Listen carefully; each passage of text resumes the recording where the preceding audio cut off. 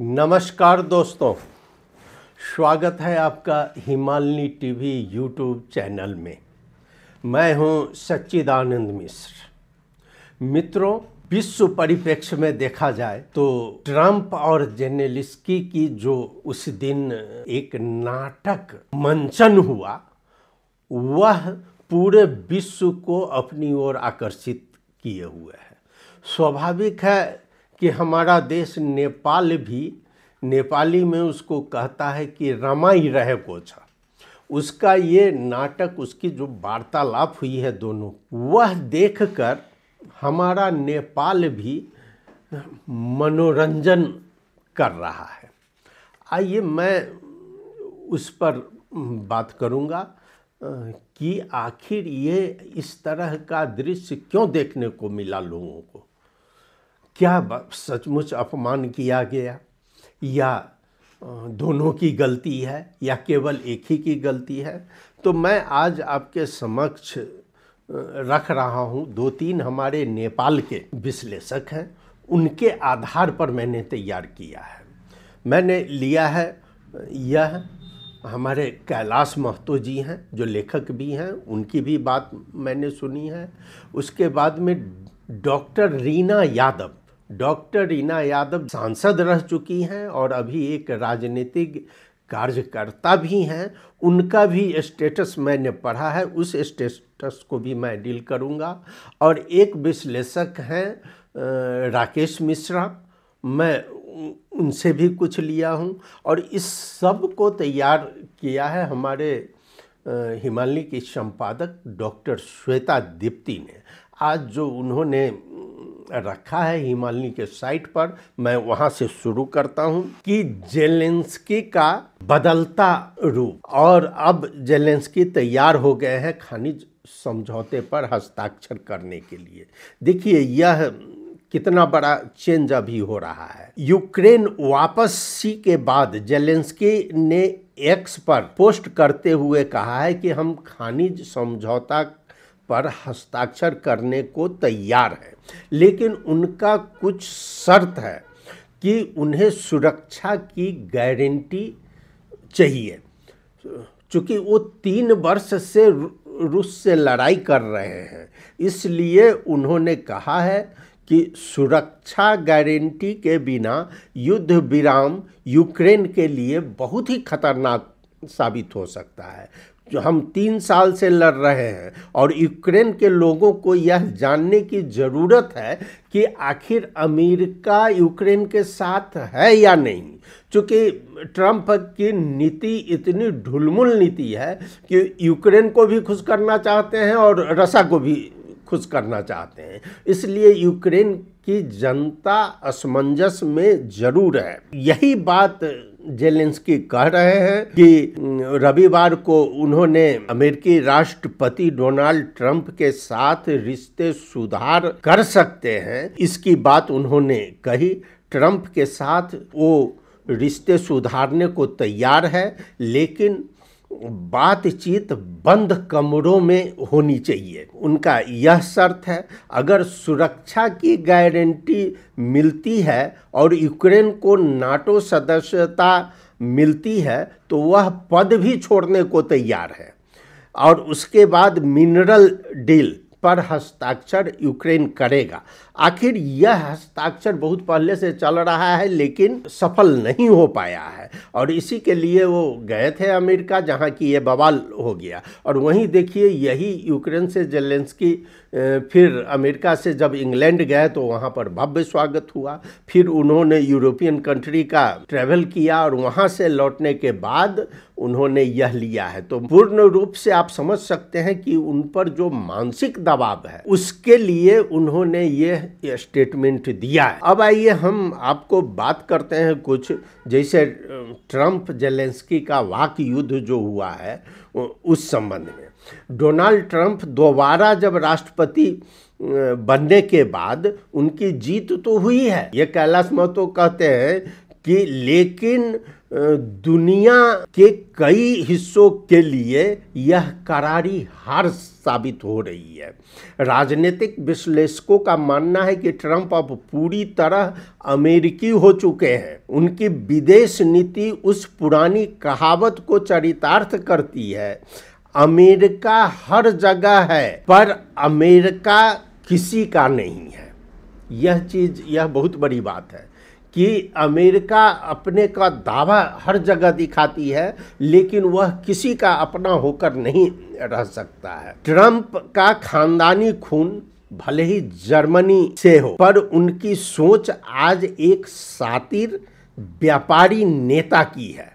Hitler जहां Europe पर शासन करना चाहते थे, वहीं ट्रंप दुनिया के खनिजों संसाधनों पर मालिकाना हक चाहते हैं। ये बहुत बड़ी बात है कि जब यूक्रेन का युद्ध हो रहा है, यूक्रेन को वो मदद कर रहे हैं लेकिन वो वहाँ के खनिज पर उनकी नज़र है। अब वही ट्रंप कह रहे हैं कि खनिज तुम मेरे हवाले करो। अब व्हाइट हाउस में ट्रंप और यूक्रेन के राष्ट्रपति वोलोदिमीर जेलेंस्की के बीच हुई तीखी बहस इसका जीता जागता सबूत है।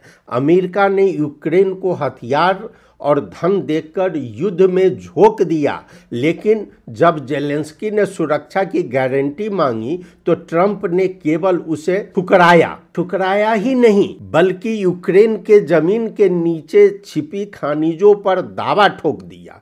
यह सिर्फ यूक्रेन बल्कि पूरे यूरोप के लिए एक झटका है। ट्रंप का यह रवैया अमेरिका को अल्पकालीन लाभ दे सकता है लेकिन दीर्घकाल में उसकी विश्वसनीयता को भारी नुकसान पहुंचाएगा।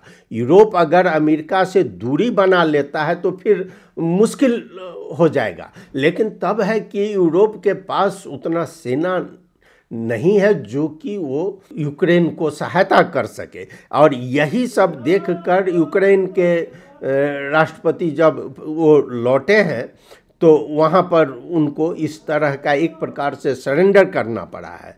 जेलेंस्की का साहस काबिले तारीफ है। अब ये डॉक्टर रीना यादव का जेलेंस्की ने गलत को गलत बोलकर मिसाल कायम की है, यह देखिए। इसलिए अमेरिका के राष्ट्रपति के ऑफिस में बैठकर वह अपने देश के लिए खनिज को बचाने के लिए आराम लिए हैं, अपने देश के स्वाभिमान और सुरक्षा की गारंटी मांग रहे हैं। ये जेलेंस्की का है जो कि डॉक्टर रीना यादव बोल रही हैं।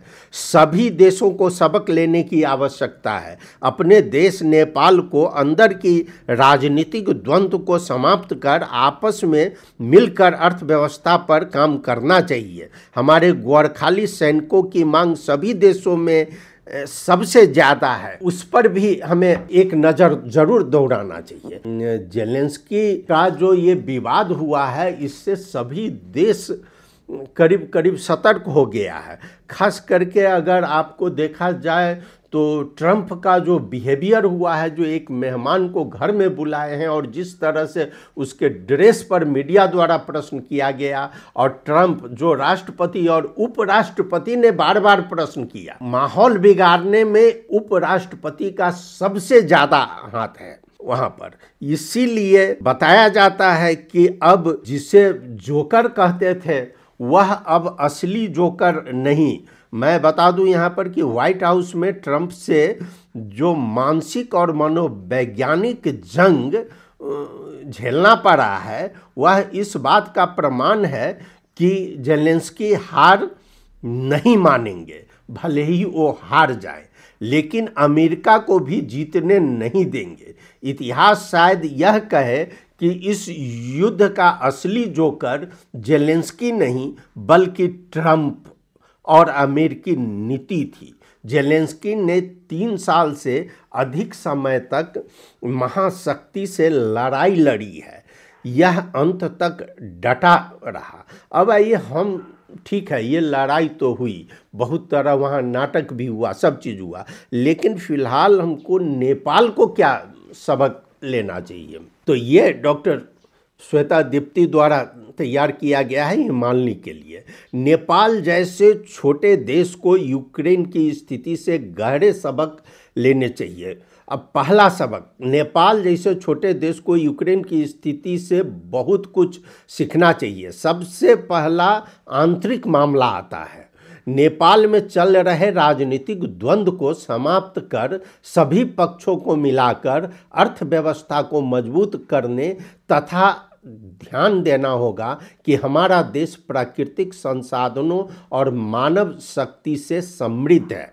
इसके बाद बड़ी शक्तियों पर अंधा भरोसा खतरनाक हो सकता है। अमेरिका ने यूक्रेन को सहायता दी, लेकिन उसे कमजोर कर उसकी संपदा हड़पने की कोशिश की। नेपाल को भारत, चीन और पश्चिमी देशों के साथ संतुलित कूटनीति अपनानी होगी ताकि वह किसी के मोहरे न बने। है कि आंतरिक शक्ति और एकता सबसे ज़्यादा इस पर है। आंतरिक शक्ति और एकता, जैसे यूक्रेन की कमजोरी उसकी निर्भरता थी। निर्भरता मतलब वह सब चीज़ अमेरिका पर डिपेंडेंट था, इसलिए यह बहुत बड़ी कमजोरी थी। नेपाल को अपनी अर्थव्यवस्था और सैन्य क्षमता, खासकर गोरखाली सैनिकों की ताकत को मजबूत करना चाहिए और अपने देश की रक्षा, अपने देश को कैसे संतुलित वातावरण बनाए रखें, इस पर ज़्यादा जोर देना चाहिए। अब बता दें कि इस सब का, ये जो इतना बड़ा नाटक हुआ है और विश्व का आज ध्यान उधर है, इस सब का जड़ कहाँ पर है? तो युद्ध पर ही है। और ट्रंप ने आने से पहले घोषणा की थी कि हम युद्ध समाप्त करेंगे, वो अब नहीं हो रहा है। तो उनका भी मानसिक संतुलन पहले से भी थोड़ा था गड़बड़, लेकिन अब तो और बिगड़ रहा है कि हम ये चीज़ नहीं कर पा रहे हैं। लेकिन ये युद्ध क्यों हुआ? ठीक है, आज हम यूक्रेन के पक्ष में हैं, लेकिन हम तो यूक्रेन को भी देखेंगे कि आखिर यूक्रेन ने किस तरह अल्पसंख्यकों को दबाया। जो उसके रसा से सटा हुआ इलाका है, उसमें रशियन भाषी जो थे, उसको ठीक उसी तरह दबाया जिस तरह आज नेपाल में मधेसियों अनुभव कर रहे हैं। उस पर अत्याचार किया है यूक्रेन ने। आखिर उसी को छुटकारा दिलाने के लिए ये रसा का युद्ध शुरू हुआ है कि ये यूक्रेन उस अल्पसंख्यकों को आज़ाद नहीं रहने देना चाहता है और इसलिए ये युद्ध हुआ है। और युद्ध जब होगा तो ये ऐसा छोटा मोटा ये नाटक तो होता ही रहेगा और विश्व उस पर ध्यान देता रहेगा। फिलहाल हमारे देश में हमारी सरकार को कोई इससे खतरा नहीं है, आराम से है। लेकिन हमारे प्रधानमंत्री ओली साहब को यह समझना पड़ेगा कि भाई ऐसा स्थिति नहीं आवे कि देश में ही युद्ध हो, और वह होगा तो दोनों तरफ से, चारों तरफ से लोग इस पर हमला बोलेगा। इसलिए आप जितना जल्दी हो सके आंतरिक व्यवस्था जो है उसको मजबूत करना ही पड़ेगा हमारे देश में, और तभी हम स्वतंत्र स्वच्छंद रह सकते हैं। केवल सार्वभौम करने से कल्याण नहीं होने वाला है। देश की जनता, प्रत्येक जनता सार्वभौम होना चाहिए।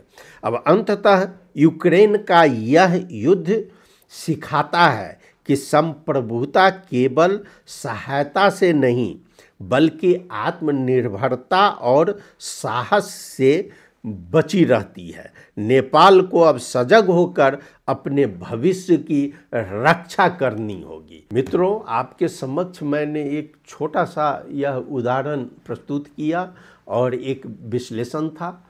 आपने सुना, आपको बहुत बहुत धन्यवाद। और हाँ, आप हमारा YouTube channel Himalini TV subscribe करना नहीं भूलें। धन्यवाद, नमस्कार।